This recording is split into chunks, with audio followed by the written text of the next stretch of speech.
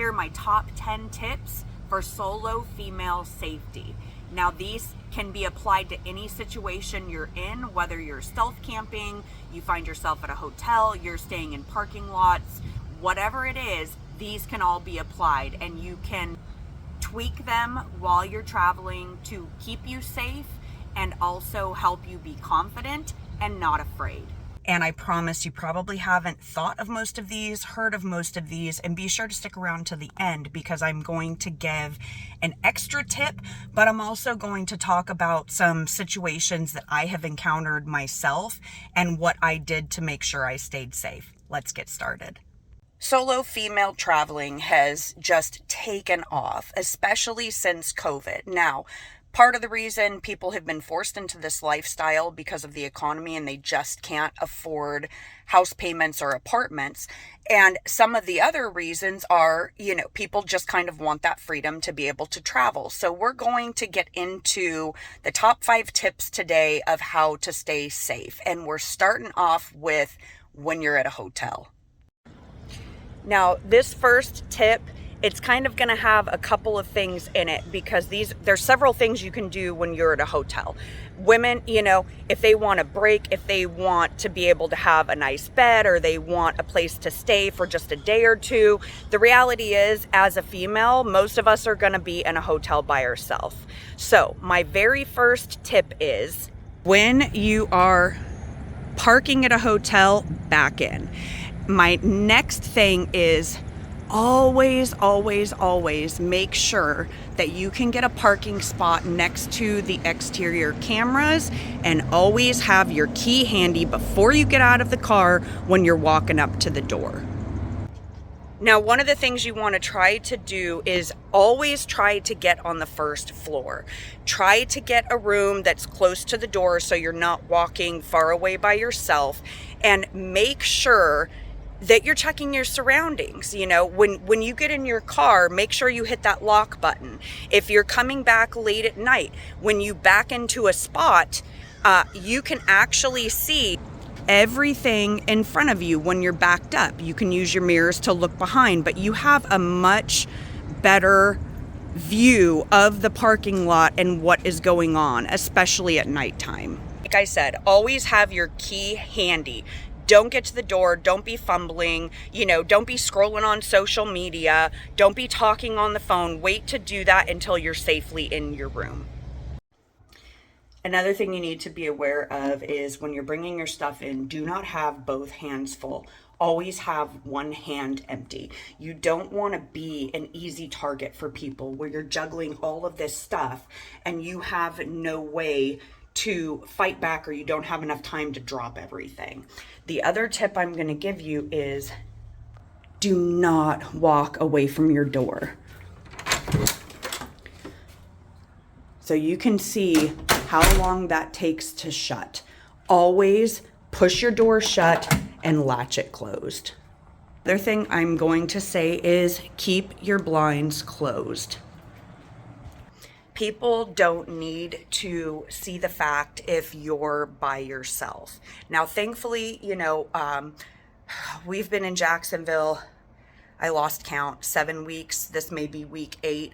My husband, Gary, has been up here for work, and so I've been going back and forth from our home up to Jacksonville. So I'm making that drive by myself. I'm getting here at night, and then I go back for business. And so there's a lot of travel time by myself, and you really have to be diligent about when you get somewhere, especially in the dark.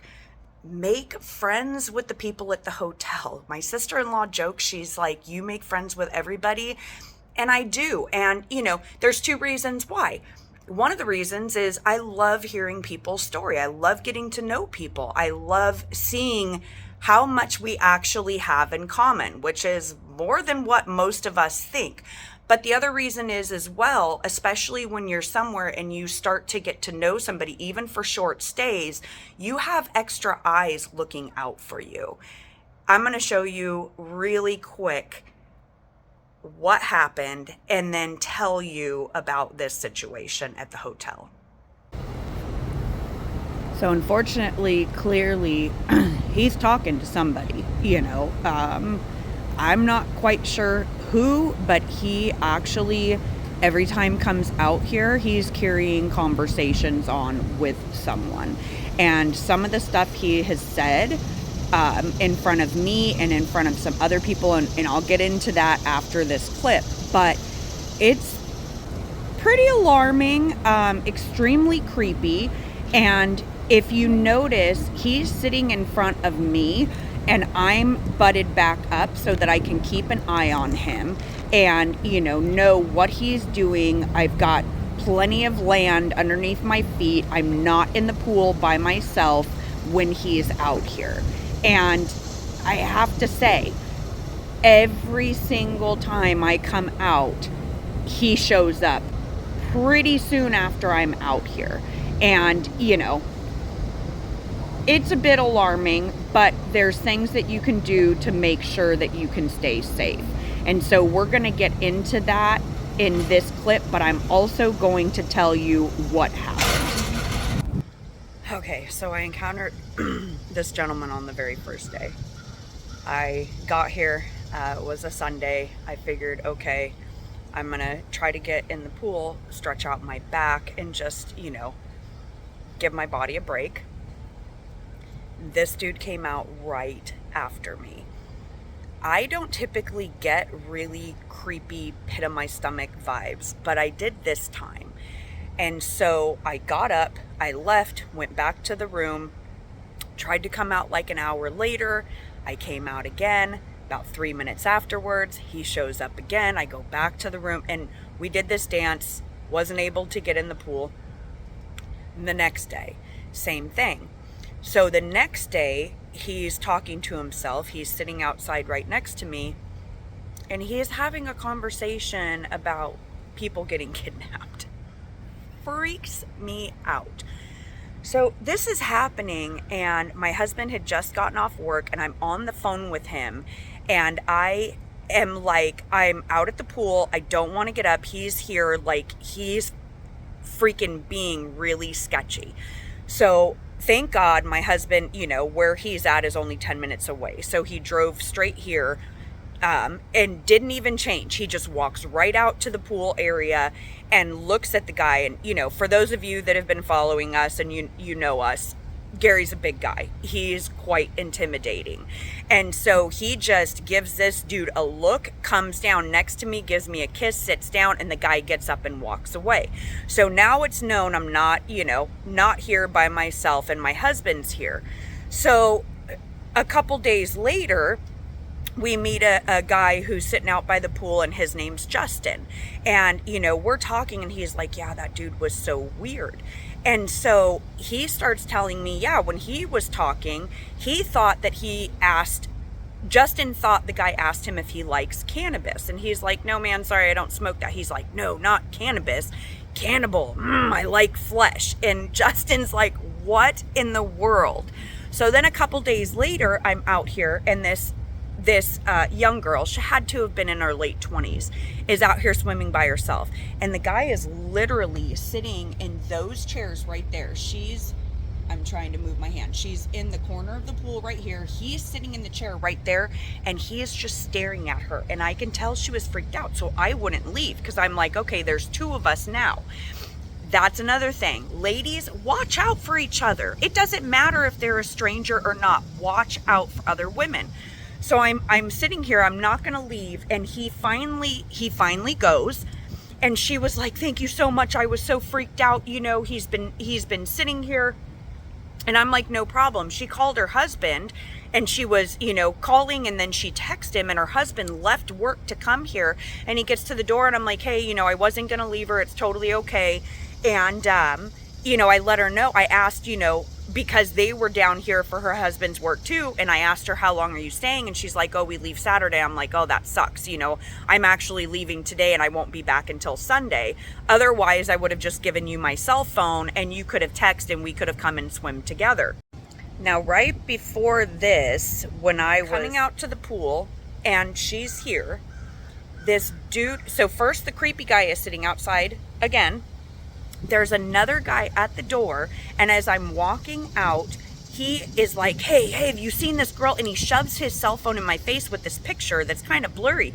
And I just look at him, I'm like, I don't know what the crap you're talking about. And I gave him the nastiest look, changed my tone of voice, and walked right past. And he's like, oh, okay. And so I came out, and again, she was like, oh my gosh, he's been standing there for 20 minutes. I was so freaked out. And then the creepy guy was sitting outside. So when she went in, I went to the front desk. If you're at a hotel, do not be afraid to go talk to them. I let them know. They pulled up the cameras, and they're like, okay, we're keeping an eye. If that guy comes back, we're going to deal with it.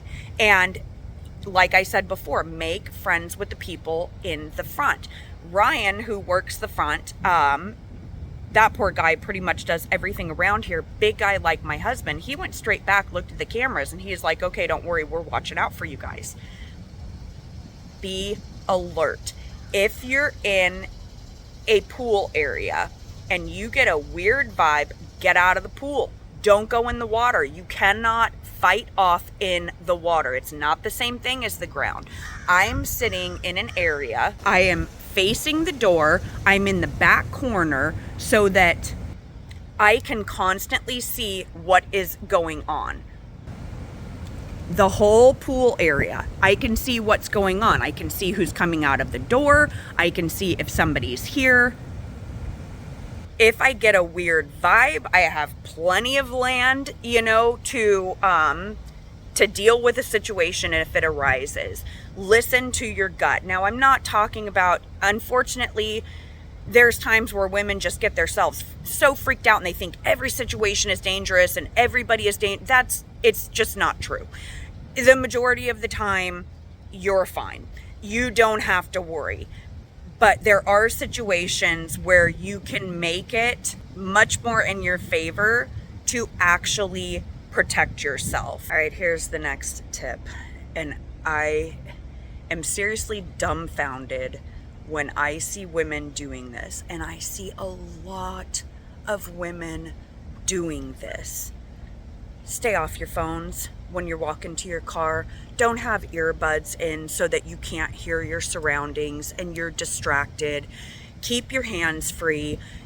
Figure out what you have on you that you could use as a way to protect yourself. Whether it's a key and you have it in between your finger or whatever it is. If you have mace, if you have a taser, I travel with several forms of protection, but know your surroundings. Use your ears to listen. You can hear somebody coming up if they're coming up behind you. The amount of women that I see out jogging in the craziest outfits, it's going to attract the bad actors. They've got earpods in both ears. They're not paying attention. They're not aware of their surroundings. They're just completely oblivious to what is going on. You are making yourself the easiest target. Most of the times, they are not expecting you to be aware, to fight back, to have a plan in place, and that leads us into our next tip. My next tip is always run scenarios in your mind. What would you do if this happened? If somebody came up behind you, they grabbed you around your arms, what would you do to get away? If you're thinking of situations that something could happen and you have a plan in place, you're not going to be caught off guard. The problem is so many women don't ever really think of that. They just automatically get into, fright mode. They don't know how to get into fight mode. And that's what you have to be able to do. You have to be able to think of scenarios, if somebody jumps out from this area, if somebody's hiding behind your car, if somebody grabs you, from the arms, what are you going to do to inflict pain to be able to get away and get help or get to safety? There's nothing crazy about it. There's nothing weird about it. It is being proactive. It is taking your safety seriously, and it's making sure that you're prepared. So this next tip It can apply whether you're sleeping in a parking lot, a truck stop, you're going to the gym, you're staying in a hotel, doesn't matter. Stealth camping. Do the things you need to do, like going to the gym or taking a shower someplace, whether it's at a truck stop or the gym. Do those things during peak hours, meaning do it when it's crowded. Don't do it in the middle of the night when nobody is there, when the parking lot is empty.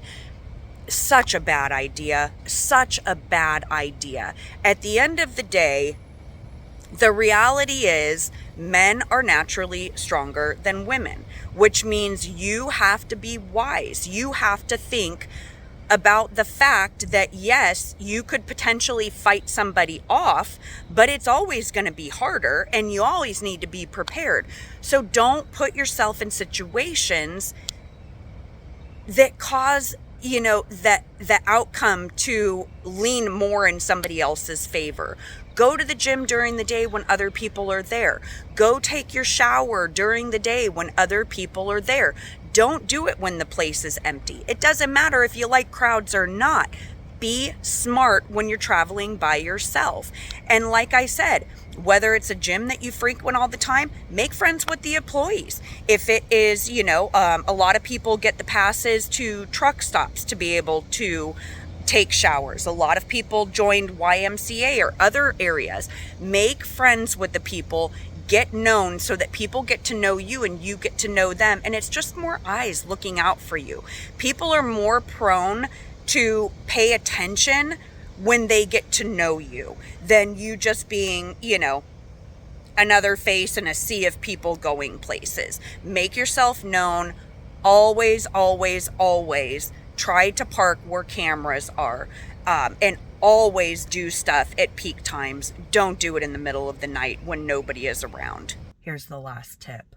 Always, always, always share your location.